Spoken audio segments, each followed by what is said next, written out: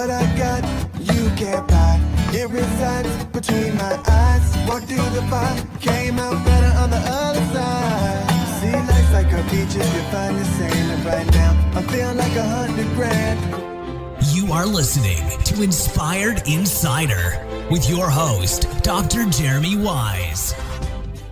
Dr. Jeremy Wise here, founder of InspiredInsider.com, where I talk with inspirational entrepreneurs and leaders. Today is no different. I have Ian Ash of Dig Insights and Upsiide. And Ian, before I formally introduce you, I always like to point out other episodes people should check out of the podcast. And so, when I look at some of the top agencies, this is kind of top SaaS and top agencies in the same respect. Top SaaS, Mailshake was a really good one, how they've grown to over like 70,000 customers and they've been doing acquisitions. Zapier was a good one. I had one of the founders of Zapier on, Wade Foster, talking about their evolution and their journey. From an agency perspective, I had Jason Swank on, who built up his agency to over 8 figures and sold it, and then has been buying up agencies. He also is an agency group. And then Todd Taskey was another good one. He's got the Second Bite podcast, and he basically matches agencies with private equity to help sell agencies. So we talked about the agency space, valuations, how sometimes people made more on the second bite than the first, actually, when they sold it. So that was also interesting as well. Check out more on InspiredInsider.com. And this episode is brought to you by Rise25. At Rise25, we help businesses give to and connect to their Dream 100 relationships. And how do we do that? We actually help you run your podcast. We're an easy button for a company to launch and run a podcast. We do the strategy, accountability, and the full execution. Ian, we call ourselves the magic elves that run in the background to make it look easy for the host and the company so they can create great content and amazing relationships. For me, the number one thing in my life is relationships. I'm always looking at ways to give to my best relationships. And I found no better way over the past decade to profile the people and companies I most admire and share with the world what they're working on, so we can all learn from them. So if you've thought about podcasting, you should. If you have questions, go to rise25.com to learn more. I'm excited to introduce Ian Ash. He's co-founder of Dig Insights, and they have the platform Upsiide, which we're going to talk about. He's the chief strategy officer, where he leads the development and adoption of their proprietary SaaS platform. We're going to talk. Upsiide is, by the way, spelled Upsiide. And Dig Insights has approximately 250 staff across Toronto, Chicago, London. Ian, thanks for joining me. Hey, thanks very much for having me. Yeah. Just start off and talk about Dig Insights and what you do. When I go to your page, which I'll pull up in a second, I see McDonald's, I see Hershey's, I see big companies. What do you do at Dig Insights? So we're a customer insights consultancy. So we'll run proprietary or surveys for those companies, doing a variety of things, everything from testing new concept ideas to tracking brand equity, to tracking the impact of innovations they've had, claims testing, price testing, runs the gamut of what a full service market research company would usually do. And then on top of that, we've built a lot of proprietary technology, including Upsiide. Yeah, so this is Upsiide. So this is our SaaS platform. So this can be either fully serviced by our market research staff on your behalf, or it can be used on their own as a DIY, and then we roll out programs across companies. So some of the companies you mentioned, for instance, like Coca-Cola uses us globally within their innovation funnel to test early ideas. I don't know if you say maybe holy grail is too strong, Ian, but like from an agency, having a SaaS portion is kind of a holy grail. So talk about that service to SaaS transition. Absolutely. So we were founded in 2010, and we were a full service market research company. And we right away sort of specialized in the very complicated. Our original tagline for Dig was complex question, clear answers. And we focused on very complicated trade-off methodologies, conjoint, discrete choice, that sort of thing, and predicting the results of changes that would happen that would impact their market success. And we grew that very quickly, and we began to see a polarization in the market happening, where in the middle were the traditional market research firms like the Ipsoses, the Cantars, they're still around, the multi-billion-dollar companies, and they were productizing fairly simplistic methods and, pushing them out. The same questions were asked over and over again, that sort of thing. There's a bunch of reasons for that beyond just it being efficient and scalable, but that's what they were doing. And then there was the new entrants, and so the new entrants being companies like Qualtrics, who you may have heard of, who sold eventually to SaaS for, I believe it was $8 billion. Actually, I have the number somewhere, but and we saw a quick rise in that. And so at the time, the darling in Canada was Vision Critical. There was Qualtrics. There's a whole bunch of these SaaS platforms, automated methodologies that were eating the lunch of the Cantars and the Ipsoses. We stood a little bit further towards the analytical spectrum of that, and we're competing more with like the Bains, the McKinseys, for that really high-end, complicated data science work, in addition to customer insights work. But we saw that there was a big opportunity there in more scalable methods, but we weren't going to be able to do it just by doing fully serviced, productized methods, because that was sort of disappearing. And that's why we decided, all right, we're going to have to build our own technology, which of course we had no idea how to do, and we're completely out of our depth. And so that was a really hard learning curve. Everything from you notice the name Upside with two eyes, and that the reason why we did that was because we originally were a native app in the Apple App Store, and we couldn't buy Dig because it was already taken, and we couldn't use Upside with one eye, already taken. And so we went with Upside, and then of course everything sort of evolves and changes over time. And now we're a web app, and we're no longer in the App Store. But that's sort of where it all sort of started. Talk about that decision. Then what did you have to? Because it is a huge decision. Yeah. You're diverting resources, people, energy, time. What were some of those steps that you took in the beginning? And take me through a little bit of the evolution of starting up this SaaS within the company. I may remember, MailChimp, I believe, started as an agency, and they were doing email, and then they created the MailChimp, which I think sold for whatever billions of dollars as well. So, right. What did you do first to go on this SaaS journey? Well, first we had the idea, and we realized that there was a couple of gaps in the way that market research was being done. At the time, when we first came out with Upside, most surveys were still written to be conducted on desktop or laptop computers, but the majority of people who started surveys did it on their smartphone. So people were interacting with technology in an inefficient way, and not the way they wanted to take surveys. So we said, okay, first of all, if we're going to do any technology, it's got to be mobile first, because that's how people want to actually answer surveys. And the big platforms at the time were not catered that way.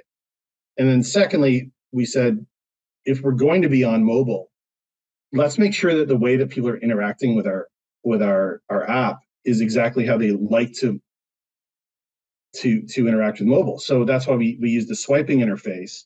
And so the way quickly that Upside sort of works is you're shown a bunch of ideas. Now, we also have all the other questions that you would have in a regular survey, but you're shown ideas, and you swipe left and you swipe right on those ideas. And then after you've swiped on a series of ideas, the one that you like most, the ones you like most are then put in a head-to-head tournament style. And so what we're actually able to do from that data is create not only a hierarchy of which ideas are best, but we actually can also run what's called HB modeling in the background and create share of choice. So we can say, if you, I'm going to turn that off. If you were to put this product in market, how incremental or cannibalistic would it be to your portfolio, and where would it take its market share from? Just from this very simple interface. Now, you're seeing other questions here, like this emoji question. So it's yeah. People are listening to the audio. There is a video piece, and we are looking at the kind of the interface here. Sorry, yeah. So all I was going to say was that since that launch, which was all it was at the beginning, was that the swiping. It's evolved a lot, and now we have a whole series of, just everything you can do in a regular survey, like a Survey Monkey or something like that, is available through the platform as well. But what it holds true to is that everything we do, we always have some very cool analytics that we run in the background and then provide within the platform. And we actually have provisional patents on some of the algorithms that we created to do that, because we were a highly analytical company to begin with. So you said, no, it evolved, right? And you said first it was mobile.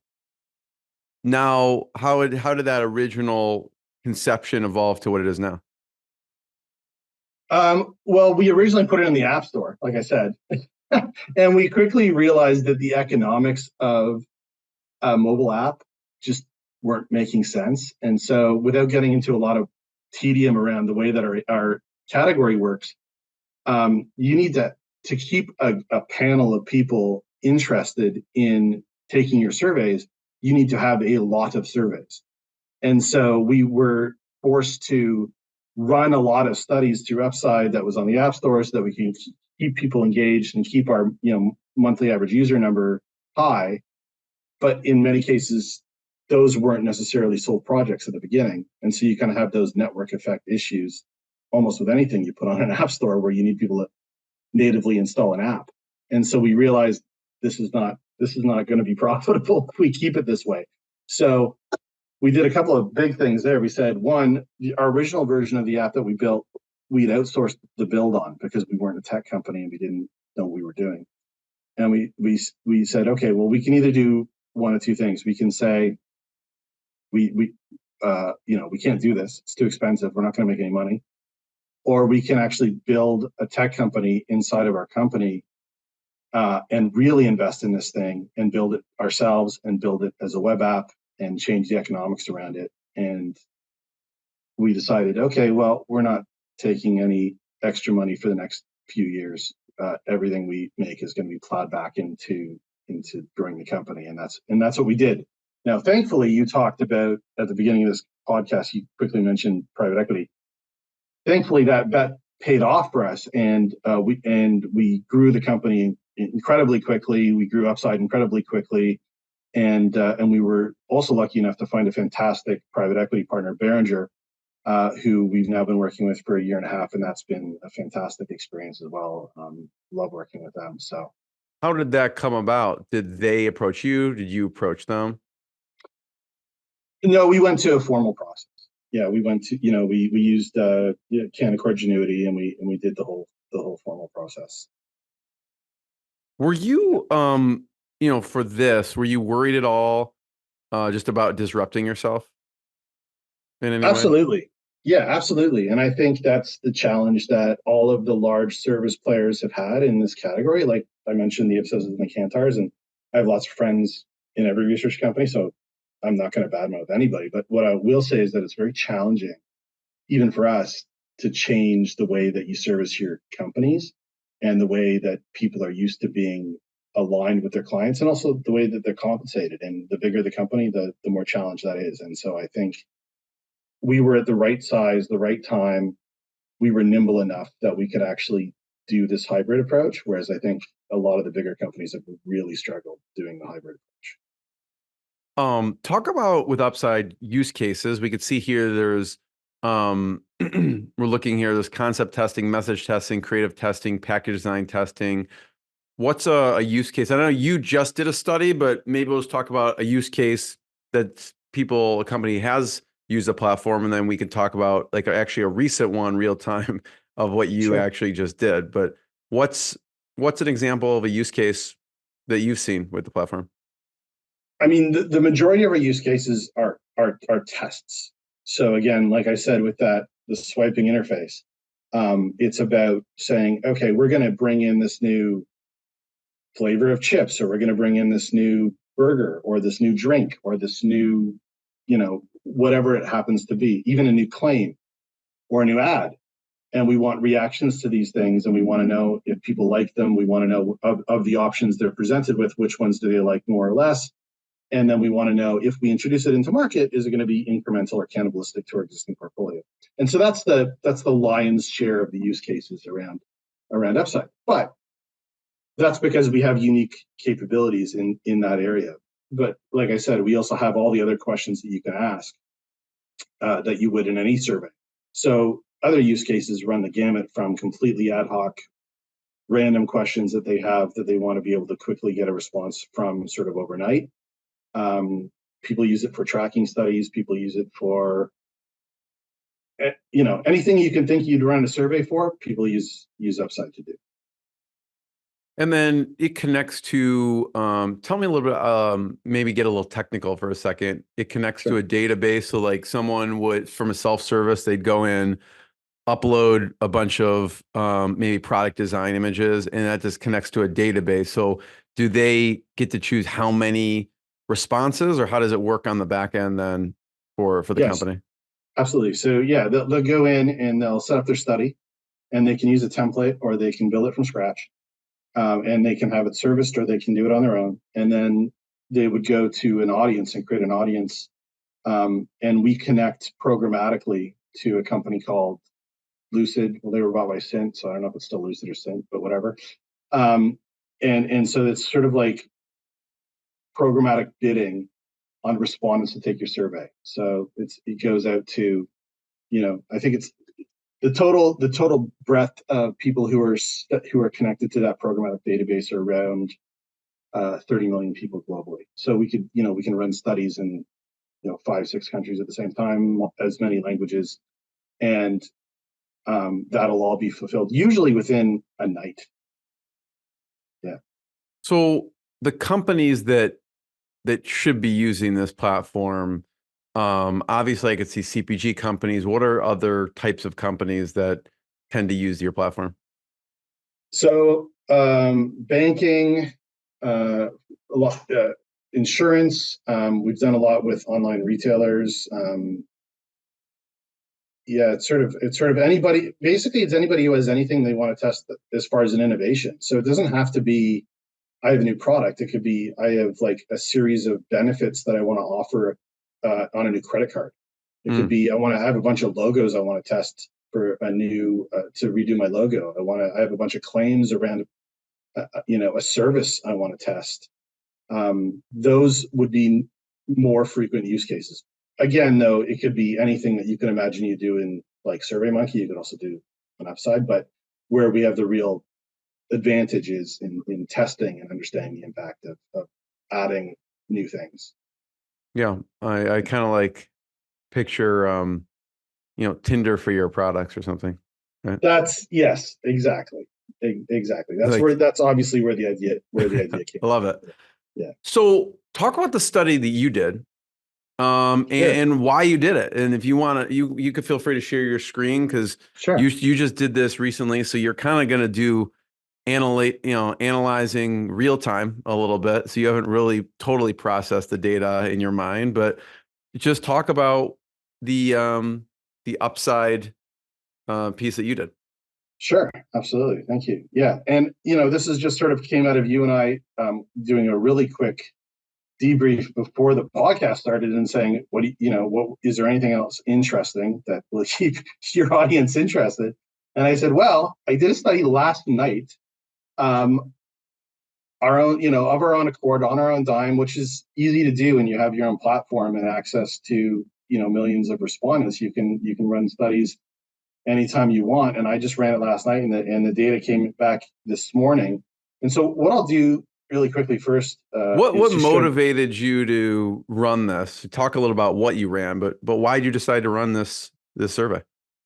I felt like there was questions that were not being answered related to this idea of corporations taking stances on social issues.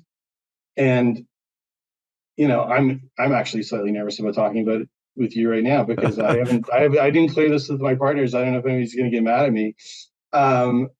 And I feel like it's a slightly taboo subject, but I said I'm going to do it in as unbiased a way as I possibly Well, that's can. the thing. It's like this is not necessarily, this isn't your opinion. You're gathering data here. So it's like, you're not even saying, here's my opinion on the subject. And that's kind of the beauty of your platform. It's not about opinion anymore. It's about, how do you support a decision with data? Right. Right. Yeah.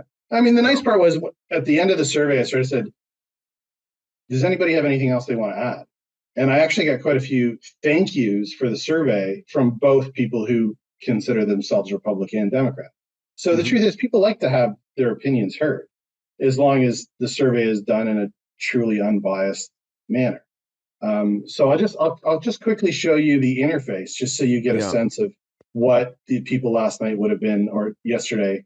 I'm in the UK, so it would have been like sort of noon, I guess, yesterday that we started this. So this survey is about how and when companies or brands should or should not take a stance on social issues. And I start with right away, do they feel like they're more Republican? Do they feel like they're more Democrat? Do they feel like they're in the middle? And then interestingly, do they feel that they're politically homeless? And then right away, have you ever boycotted a brand because of something that company brand did, said, or stood for? If I said yes. The previous one, the first one with the Democrat or Republican, or, did you come up with those questions? Or I did in this case. You did? Okay. Yeah. Yeah. Because it's an interesting question. Like, do you feel politically homeless? Like, that's an interesting, maybe some people wouldn't even think to put that as an option. Right. I mean, the truth is, okay, so this is, in any survey design, no matter how hard you try to not have a bias, you can't help it. You can't help yourself that you have some sort of bias. And I firmly feel that I land here. You relate to that one. Yeah, I really relate to that. And so for me, that was like, okay, well, I wish that people put that in surveys, because I kind of feel like I don't subscribe to any one, all issues from one camp. I just don't. I just think there's too many things are completely different. And interestingly here, I think you pretty much get the divide that you kind of expect. It sort of aligns with what I've been seeing recently in polls in terms of like, Republican leaning Republican versus leaning Democrat or Democrat. But what you don't see in those polls is the 33% of people, or almost 34% of people, say either I feel politically homeless or I'm in the middle. And so a third of the population, and this is 1,000 Americans, so this is a good sample, a full third of people kind of say, I don't know where I sit anymore. The world has become too divided, and I kind of liked being able to go to Thanksgiving and not get in a fight. That's the fun of Thanksgiving. Come on. Right.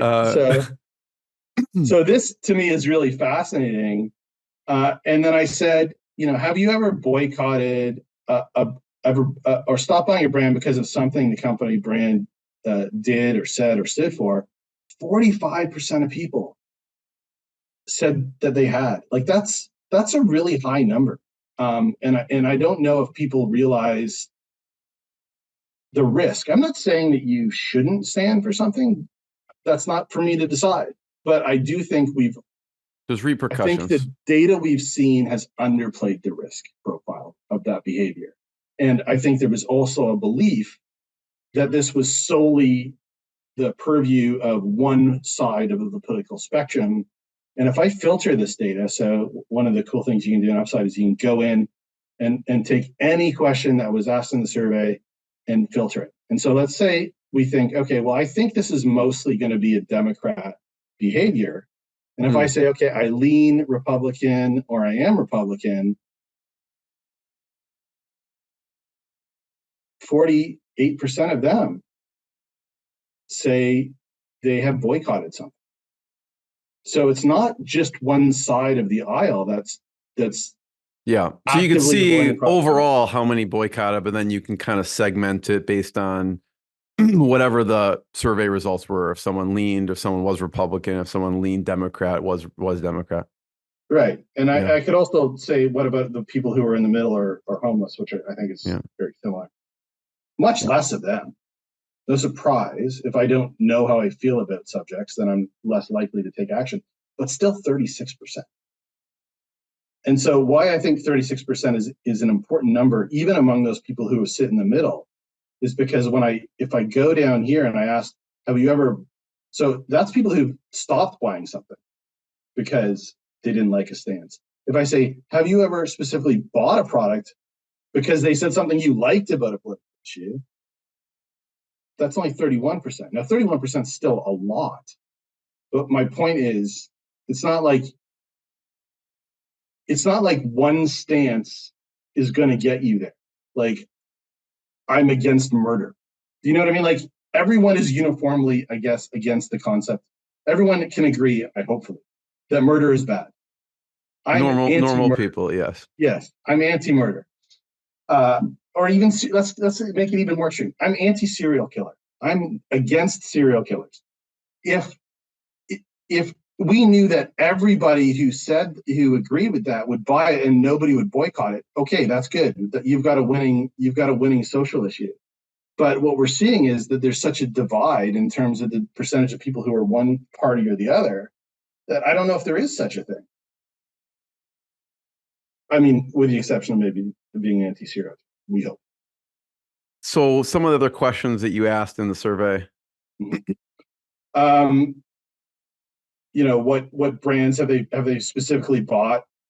Because so we actually asked some, specific, like you said you did. What's one you bought because they said, I think this is supposed to be Nike. People don't, Nike. I love to wear the shoes, but they're not really saying the specific issue here. But do you think that every company or brand needs to or should explain their stance on social issues? And so again, we see that a similar divide, about 70% of people saying no, at least some brands or companies should just stay out of social issues. And I think this is completely antithetical to what we see in, magazine after magazine, like, HBR, Forbes. They'll come out and they'll say, you need to take a stand. And I think we're getting to a world where a lot of people are saying, well, not every brand has to take. Base cell margarine doesn't need to stand. It's a good question. I mean, if stuff comes out in the media, do brands should brands take a stance, right? That's the question. Right. And they probably have an advisor, I imagine a PR advisor, telling them one way or the other, and then what to say on it. Right. And I was reading an article just this morning trying to get some background on this, and it said the majority of CEOs actually self-identify as Republican, but the majority of companies are seen that, or the causes they support are potentially seen as left-wing. So they're dealing with, or Democratic. Or Democrat, I should say. And many of the things that they're dealing with, like even internally, they have struggles. And I just don't know if it's as clear cut as we've sort of pretended that it is, that you should just always take a stand. I don't know if you should. And if you don't know if you should, then maybe you shouldn't, because you don't even know if you stand for it. I just don't think the data is as clear cut as the story has been made out to be, that everyone should. And even here, like now obviously this is going to change again. Let's just look at Democrats here. That number does go up, right? So Democrats, people who lean Democrat, almost 40% of them feel that every brand should take a stand. It's still the minority though. We're still over 60% of them saying no. They want to know where people stand, pretty much. Yes. These particular people. Yeah. And then, why. And the good thing about open ends and upside, we can do all these, the regular stuff like, word clouds. We can also do keywords, and we can look through positive and negative sentiment around those keywords, and we can see, what are people saying. So companies will use this in their messaging or take it out of their messaging according to what they find here. Oh yeah. I mean, this is obviously a lot easier to interpret when it's just like, do you like this new version of this box of pasta, right? Like if you, we just did that just recently. That was a study we just did. Why do you like this box of pasta? What do you dislike about the box of pasta? And then you get keywords around, I don't like the color. I don't like the window, whatever it happens to be. That it's very clear. In this case, we're looking at a little bit more nuance, because this is just, a sort of a more general study. Would you refuse to buy a brand? So it's one thing to say, should everybody stand for something? It's another thing to say, would you actually not buy something if they didn't take a stand? And now that number goes from, before we were saying, let's say about 30% of people said everybody should. But the percentage of people who then actually, you drop another 6% if you say, would you actually basically boycott a brand for not taking it? And now Right. you're down to 24%. So That's that still higher than I would have expected personally. I think I think there's two things going on. I mean, one is it's stated versus actual behavior. So I mean, Yeah. Yeah. people tend to overstate things that they'll do. Like every year I say I'm going to drink more water and drink less alcohol, and every year I drink way too much alcohol the second day of January. But I think it's that, but it's also compounded by the fact that if you read the stories in the media, you would assume this number would be significantly higher, because the advice is always you must take a stand. No one gets to be in the middle. Nobody gets to fence it anymore. I just don't think that the data supports that argument. I think you can, you know. I'm not saying Yeah. you should. I'm just saying you can. Right. Yeah. And Go then here's ahead. that swiping exercise. So this is a good illustration of that. So the way that I let me get so I basically said if you feel positively about this brand, swipe right. If you feel negatively about the brand, swipe left. And then when you've been shown a couple of brands that you feel positively about, then I want you to say which of those two do you feel more positively about. So a very simple like brand affinity. That's not the exact wording I used. That was more concise than that. But it's a basic measure of brand affinity. And you have to also consider the context in which this happened. And so I just wanted to understand, how do people feel about some of the biggest, most well-known brands? And then we get this idea score, which is a combination of how many times people swipe right, plus how many times people chose it in a head-to-head. And we end up with this composite score that we have a whole white paper around. It says that's predictive of, when it comes to choice, predictive market share. In this case, it's affinity. And we can begin to say, okay, so if this is how much affinity I have towards these brands, how much would that really change based on political affiliation? Like, you would say, okay, well, if some of these brands are seen as more left, more right, or more left, Yeah. would something as simple as political affiliation have a major impact on that? And so, we can see, for instance, that if I look at those people who lean more right, Chick-fil-A, the filtered group is the dark, the darker bar. Chick-fil-A suddenly jumps up to being the second most liked brand, Yeah. because it's highly right. Yeah. At Exactly. least in their perception. Yeah. And then, some Twitter does a little better, or X, whatever we want to call it. Right. Bud Light does worse. I mean, it's kind of what you would potentially expect. And then there's some brands that just sort of barely move, right? It's really interesting. I mean, I guess companies can use this if, like, let's say they find, Republican, whatever, Tesla, is Republicans all, large percent view Tesla, then they could start marketing to more Republican lists or something like that. That's one way to look at it. But I think, yes, I think that absolutely you could lean into it, or you could say, so here I asked the question right out. I said, for each of the brands, please indicate if you think they're more Republican, more Democrat, or in the middle, meaning they have no political leaning. And so the first thing I want to do here is just sort on Republican. So those brands that were seen most affiliated with Republicans were Chick-fil-A, X, Tesla. All of this is because of Elon Musk, obviously.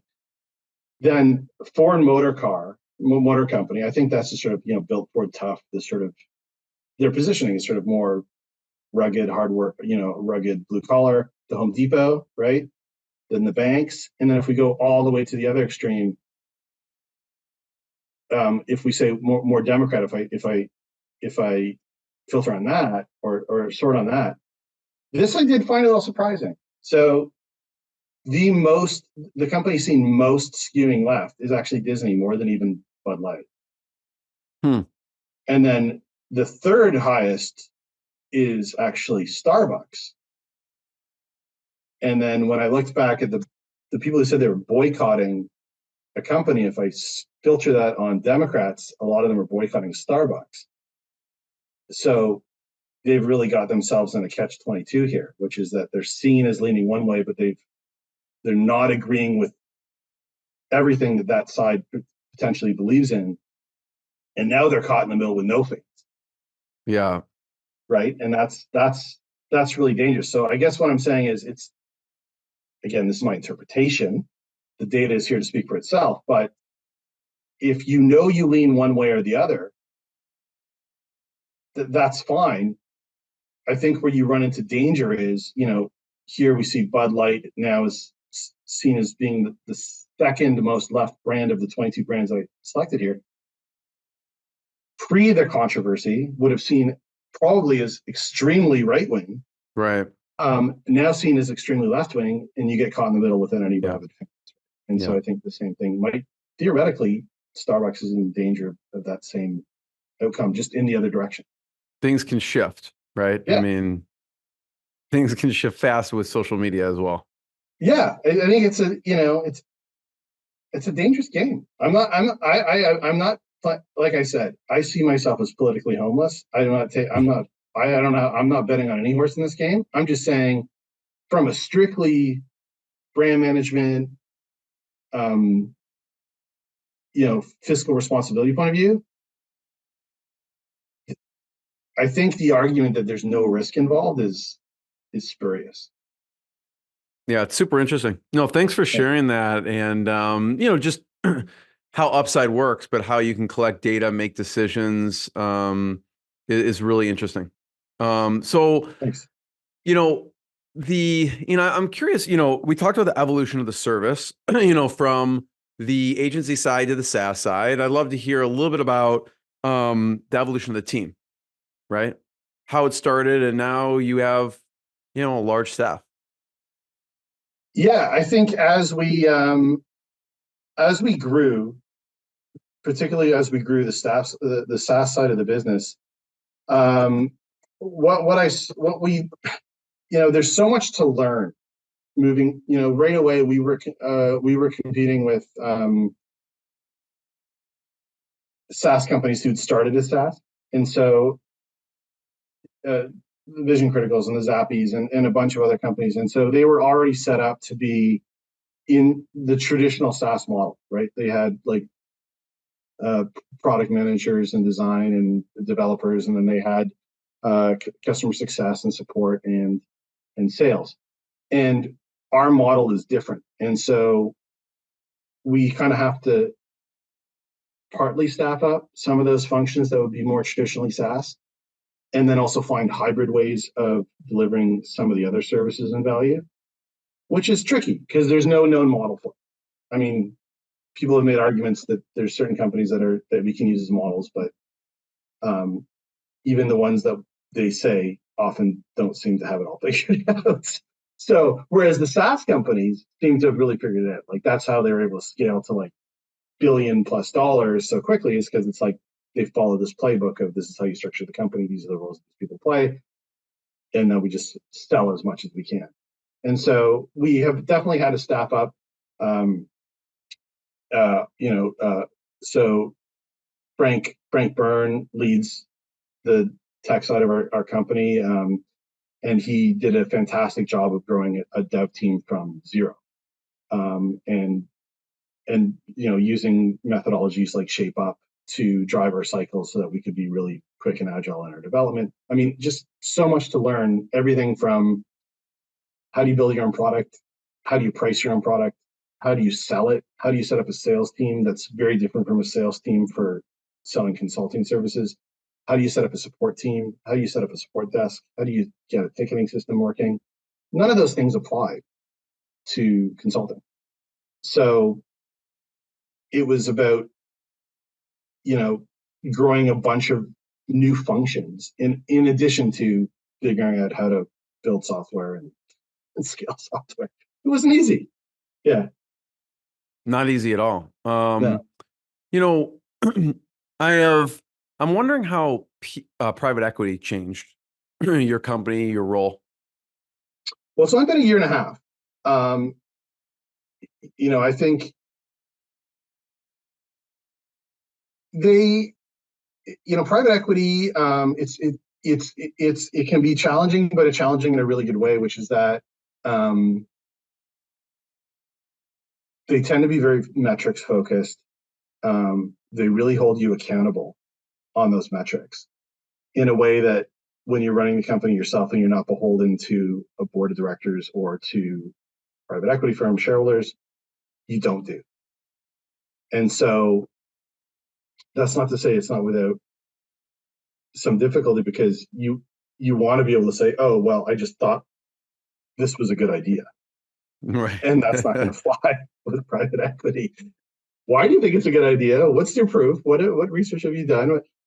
And so Luckily, you're that in is a research-based industry, so you're probably used to it more than most. So a little bit, but you still make quick decisions and stuff if you need to, if you're an agile company. And thankfully, and I'm not just sucking up here because I guess that's something people would be apt to do, but I'm not. I mean, we chose carefully the private equity partner that we went with, and Behringer was Canadian based, and the founders had like varied backgrounds. They weren't just finance guys; they'd also like run agencies, and so they really understand the strategic side of things as well as just like the dollars and cents. So it wasn't just an exercise of like, they bought us and then it was like, let's just cut to the bottom line. It was like, okay, what's your strategy? Where do you think the growth is coming from? How is it going to come from there? And challenging us in a good way. So I think it's just added a lot more structure and rigor to the way that we're running the company, which is, I think, a good way to, if you're growing, and particularly if you're growing in an environment that's getting more challenging by the month, it's good to have that rigor. Ian, first of all, thanks you for sharing your journey, your knowledge. It is fascinating what you do at Dig Insights and also Upside. My last question is just some of your favorite resources. It could be books. It could be maybe mentors that have helped you. What are some of your favorite resources that you've learned from throughout the years? Oh, I jump around a lot, and I follow a few people on LinkedIn that I really think are really smart. I lately I've been reading a lot of stuff that Jason Lumpkin writes from SaaStr. I think he's really dialed in. He understands what's going on in SaaS, and he understands what strategies are working and aren't working. So I think lately I've been just reading a ton of his stuff, including a book that he wrote, which was from, I think it was from impossible to probable, or inevitable. Yeah, I think he's the Jason Lumpkins yeah. is the one he sold Echo Sign to Adobe or something like that. Yeah, and he sits on the board. He was sitting on the board of HubSpot. And, and he runs SaaStr, which is that giant conference. So from really, impossible to inevitable. That's what it is. It's So I read that book a while ago. So I've been taking a lot from him lately. There, I jump around. I get onto and then I just sort of read everything that person's written, and then I move on to who's. I mean, there was a time when I was following Gary Vee, and then I just got tired of that, and it kind of moves aroround. But right now, you're in your like SaaS, like you're just deep in SaaS right now. I'm deep in SaaS right now. Yeah, deep into what he has to say. Yeah, cool. First of all, I want to be the first one to thank you. Everyone should check out your website. Check out Dig Insights. We saw the screen obviously with Upside and more episodes of the podcast. And Ian, thanks so much. I appreciate it. Thanks so much, Dr. Weiss. Thanks. What I got you can't buy. It resides between my eyes. Walked through the fire, came out better on the other side. See, life's like a beach if you find the sailing right now. I'm feeling like 100 grand.